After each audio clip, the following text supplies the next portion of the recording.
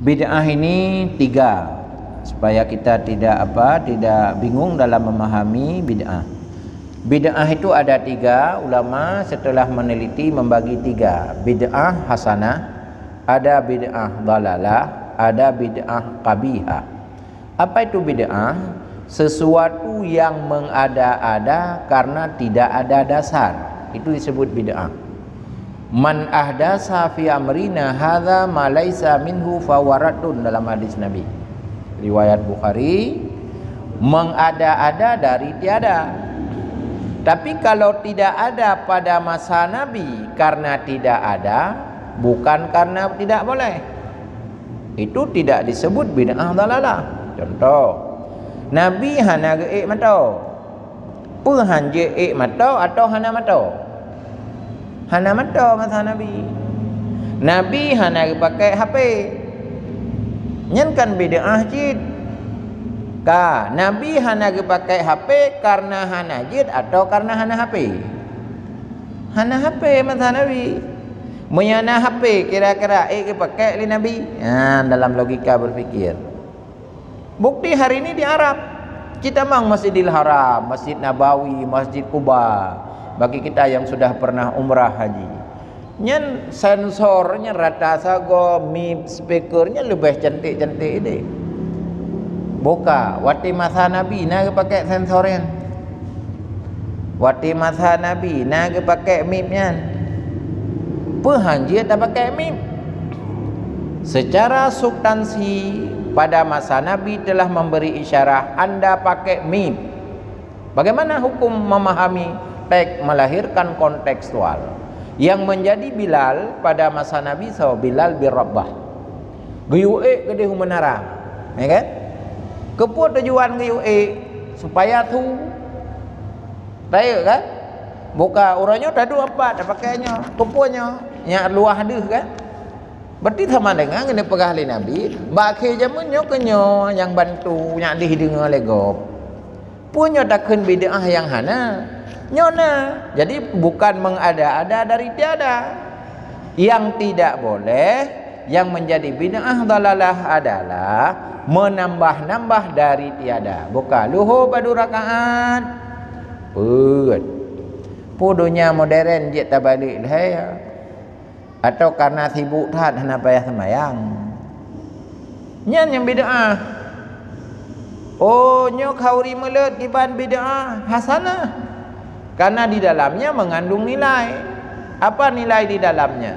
Buka utek hauri mulut pega rapat. Pertanyaan agama nariu musyawarah. Nah, pak kecil buat pengumuman, umum pegak pengumumannya malam tengok tubit na rapat mulut. Wati rapat mulut hasil keputusan sabuh kakak kenang tertuh ribai menteri. Rape. Ka. Tajuk peng tertuh ribainya sedekah. Menyonya sedekah nari oleh agama. Nah, olehnya undang jame kampung A, kampung B, kampung C 10 ro menteri.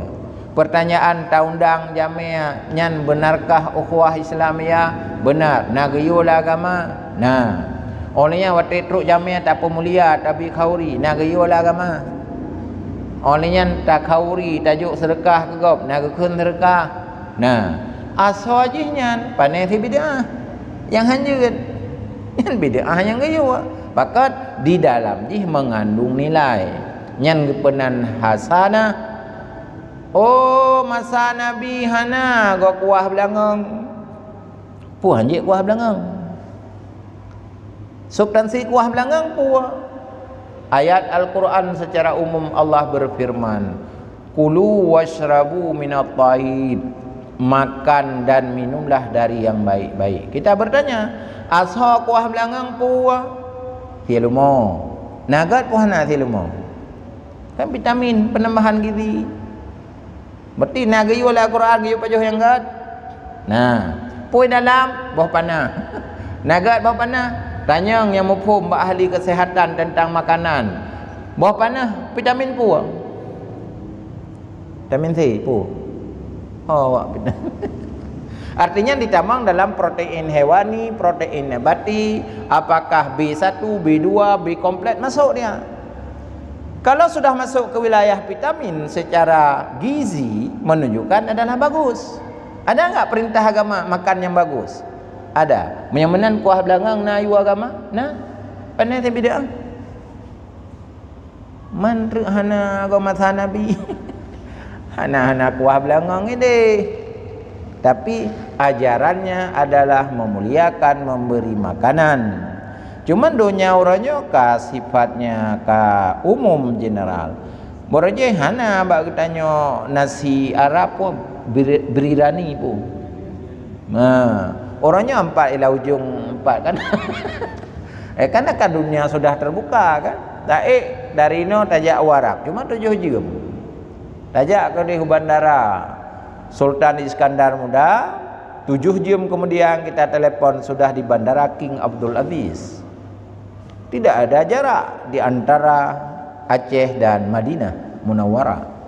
Kenapa? Karena waktunya sudah dekat lewat dimensi-dimensi kehidupan.